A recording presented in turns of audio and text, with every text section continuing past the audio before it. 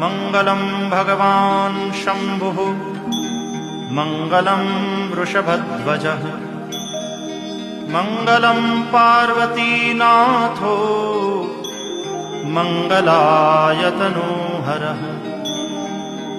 सर्वमङ्गलमाङ्गल्ये शिवे सर्वार्थसाधिके शरण्ये त्र्यम्बके गौरी नारायणि नमोऽस्तुते। अथ मन्त्रपुष्पाञ्जलिः। ॐ जग्नेन जग्नमयजन्त देवास्तानि धर्माणि प्रथमान्यासन् तेहनाकं महिमानः सचन्त यत्र पूर्वे साध्याः सन्ति देवा।